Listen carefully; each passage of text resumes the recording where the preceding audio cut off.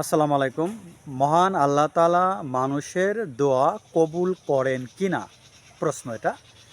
এটির ব্যাখ্যা করব। সঙ্গে আছে আমি প্রভাষক ইফতেখার আহমেদ রতন। মহান আল্লাহ তাআলা মানুষের দোয়া কবুল করেন কিনা? তার জন্য তো আপনাকে সার্ভে করতে হবে। আপনাকে একটা ওয়েবসাইট বানাতে হবে। যারা মহান আল্লাহ তাআলার কাছে দোয়া করেছেন, দোয়া কবুল হয়েছে, তারা আপনার সাথে যোগাযোগ করবে। হ্যাঁ ভাই, আমি দোয়া করেছিলাম, আমার এই দোয়াটা কবুল হয়েছে। অমুকে বলবে, হ্যাঁ ভাই, আমি দোয়া করেছিলাম, আমার দোয়াটা কবুল হয়েছে। তাহলে আমাদের একটা ওয়েবসাইট বানাতে হবে এবং তথ্যগুলো সংগ্রহ করতে হবে। সেই তথ্য যদি আপনি একটা ভিডিও তৈরি করেন, মানুষ মনে করবে বানানোর কথা। কারণ প্রমাণ কোথায়? আপনি নিজে বানাই বলছেন, হতে পারে। যাই হোক, বিষয়টা হচ্ছে কি, আসলে আপনার যিনি আমাকে কোশ্চেনটা করেছেন, নাম প্রকাশ করব না, তাকে আমি একটা রিকোয়েস্ট করব যে আপনার আত্মীয়স্বজন, আপনার প্রতিবেশী, আপনার বন্ধু-বান্ধব যারা আছেন, সবার সাথে যোগাযোগ করবেন। তাদের মধ্যে কারো দোয়া আল্লাহ পাক কবুল করেছেন কিনা। আশা করি অনেক এক্সাম্পল পাবেন। মহান আল্লাহ তাআলা অনেকের দোয়া কবুল করেন, সেটার অনেক এক্সাম্পল পাবেন।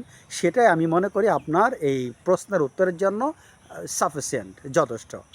তো যাই হোক, মহান আল্লাহ তাআলা মানুষের দোয়া কবুল করেন, তার হাজার হাজার প্রমাণ আছে। নবী রাসূলরা বিপদে পড়েছিলেন, আল্লাহ পাক দোয়া কবুল করেছেন। তাদের সাহাবী যারা, তাদের জীবনে অনেক অনেক ঘটনা আমরা পাই। মহানবী সাল্লাল্লাহু আলাইহি সাল্লামের অনেক সাহাবী ছিলেন যারা বিপদের মুহূর্তে আল্লাহর কাছে দোয়া করেছিলেন, আল্লাহ পাক দোয়া কবুল করেছিলেন। তার একেবারে অকাট্য প্রমাণ রয়েছে। সেটা নির্ভেজাল হাদিস সেটা প্রমাণ বহন করে। আমরা অনেক ঘটনা থেকে তার সত্যতা পেয়ে থাকি। তো নবী রাসূলরা দোয়া করেছেন, আল্লাহ পাক দোয়া কবুল করেছেন। সাহাবীরাও বিপদে পড়লে দোয়া করতেন, আল্লাহ পাক দোয়া কবুল করতেন।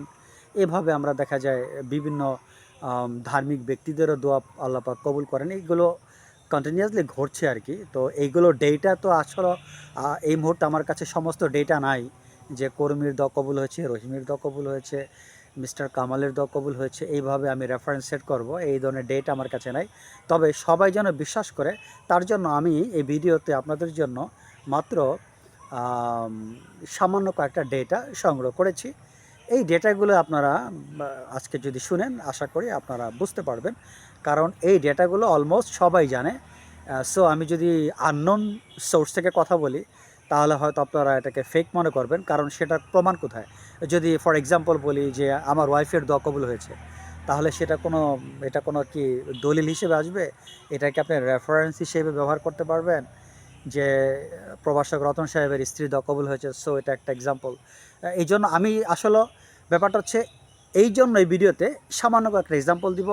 আর এই দোয়া কবুল হয় না হয় এগুলো আমরা সবাই কম বেশি জানি, প্রতিনিয়ত এগুলো হচ্ছে। সো এইসব কথা না বলাটাই ভালো। মূল কথাটা চলে আসি। তো আমরা প্রথমে আসবো হজরত ওমর রাদিয়াল্লাহু আনহুর একটা ঘটনা। হজরত উমর রাদিয়াল্লাহু আনহু একদা দেখলেন একজন অন্ধ ব্যক্তি। তিনি অন্ধ ব্যক্তি, বৃদ্ধ। তিনি আল্লাহ পাকের কাছে বলছেন, হে আল্লাহ, তুমি আমার দুই চোখ অন্ধ, তুমি আমার চোখকে ভালো করে দাও।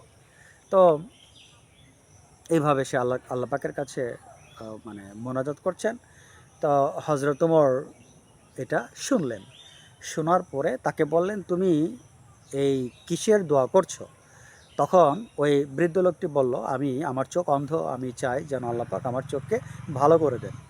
আমি বহুদিন যাবতই আল্লাহ তাআলার কাছে দোয়া করে আসছি, বাট এটা কোনো কাজে দিচ্ছে না। মানে আল্লাহ পাক আমার দোয়া কবুল করছেন না। তো হজরত উমর রাদিয়াল্লাহু আনহু, উনি তো অনেক ফরসাইটেড পারসন ছিলেন, খুবই দূরদর্শী ব্যক্তি ছিলেন। উনি বুঝতে পেরেছিলেন লোকটি আসলে যেভাবে দোয়া করা উচিত, তার দোয়াটা সেভাবে হচ্ছে না। যেটাকে বলা হয় একটা অ্যাটেন্ডেন্স, মনোযোগিতা, একাগ্রতা, খুব সিরিয়াসলি ওইভাবে দোয়ার যে সিস্টেমটা, যেটা প্রয়োগ করা উচিত, ওই বৃদ্ধ লোকটা সেভাবে করছে না। হজরত উমর রাদিয়াল্লাহু আনহু সেটাকে রিয়েলাইজ করতে পারলেন। তো তিনি একটা একটা টেকনিক অ্যাপ্লাই করলেন, যে ওই টেকনিকটা তিনি বুঝতে পারলেন যে এই টেকনিকটা অ্যাপ্লাই করা হলে এই লোকটির দোয়াটা কবুল হবে।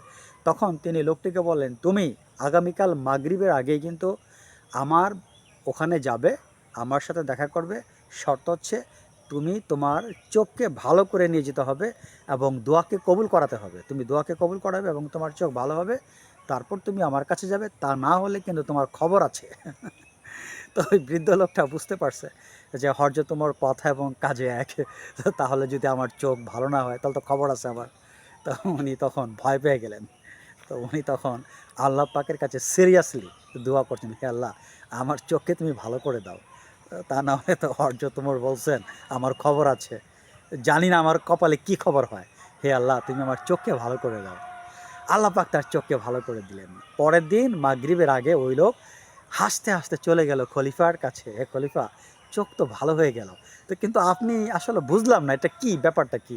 খলিফা তখন বললেন, দেখো তুমি এতদিন তার কাছে মোনাজাত করে আসছো, বাট তোমার মোনাজাতের সিস্টেমের মধ্যে প্রবলেম ছিল, আর তুমি যেন পারফেক্টলি মোনাজাতটা করো তার জন্য কিন্তু আমি তোমাকে এই থ্রেডটা দিয়েছিলাম, যার কারণে তুমি মোনাজাতের মতো মোনাজাতটা করেছো। তো দেখেন আল্লাহ পাক দোয়া কবুল করেন কি না। যেহেতু এগুলো আমরা সবাই জানি কম বেশি, এর জন্য আমি ওই দিক থেকে কথাগুলো বলছি। আমি আননোন থেকে বিভিন্ন সোর্স থেকে আপনাদেরকে বললাম, আপনারা সেটা বিশ্বাস করবেন বা নাও করতে পারেন, হয়তো অথবা আমাকে ফেকও মনে করতে পারেন। কেন আমি ঝামেলা যাব, দরকার নেই। যেই মহামানবের কাছে বিশ্ববাসী সবসময় কৃতজ্ঞ থাকবে, ইমাম বুখারী রহমতুল্লাহ আলাইহি, তার জীবনের ঘটনা নিয়ে সংক্ষেপ আলোচনা করব। তিনি ছোটকালে একটা ক্রিটিক্যাল রোগে আক্রান্ত হন, যার দরুন তিনি তার দুই চোখের দৃষ্টিশক্তি প্রায় হারিয়ে ফেলেন। তার মা মহান আল্লাহ তালার কাছে অনুনয় বিনয় করেন, হে আল্লাহ আমার ছেলের দৃষ্টিশক্তি তুমি ফিরিয়ে দাও। একদিন তিনি স্বপ্নে দেখেন হজরত ইব্রাহিম আসসালাম তাকে বলছেন, তোমার দোয়া মহান আল্লাহ তালা কবুল করেছেন। ঠিক পরের দিনেই মা দেখতে পান ইমাম বুখারী রহমতুল্লাহ আলাইহির চোখের দৃষ্টি ফিরে পেয়েছেন, তার চোখ ভালো হয়ে গিয়েছে। ইমাম বুখারী রহমতুল্লাহ আলাইহির নিজের একটি দোয়া মহান আল্লাহ তালা কবুল করেছিলেন। ইমাম বুখারী ওনার যখন নাম ডাক সারা ওয়ার্ল্ডে ছড়িয়ে পড়ে, তো ওই বুখারা নগরের যিনি সুলতান ছিলেন তিনি ইমাম বুখারীকে বললেন, তুমি আমার দরবার এসে আমার ছেলেদেরকে হাদিস শিক্ষা দিবে।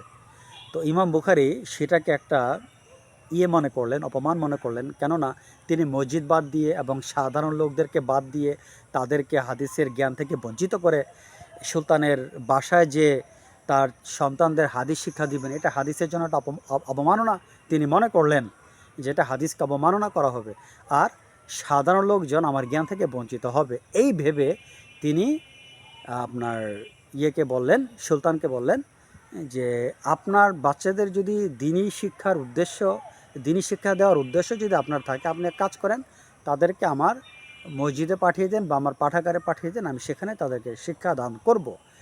তো সুলতান বিষয়টাকে টলারেট করতে পারলেন না, সহ্য করতে পারলেন না, তিনি ক্রুদ্ধ হয়ে গেলেন এবং তিনি ইমাম বুখারীকে বুখারা নগর ছাড়তে বাধ্য করলেন। শুধু তাই নয়, তার বিরুদ্ধে কুচ্ছা রটনা করার জন্য তার কিছু সিলেক্টেড আলিমকেও, কিছু আলেম ওলামা ছিলেন তাদেরকেও ইমাম বুখারী রহমতুল্লাহের বিরুদ্ধে লেলিয়ে দিলেন।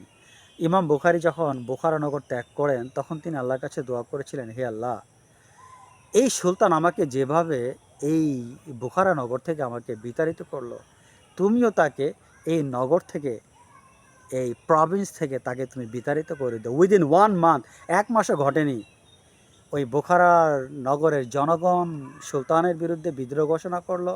সুলতানকে বাগদাদের জেলেবন্দি করা হয়, ওই জেলেই তার করুণ মৃত্যু ঘটে। অনেক এক্সাম্পল আছে ভাই, আল্লাহ পাক দোয়া কবুল করেন কিনা।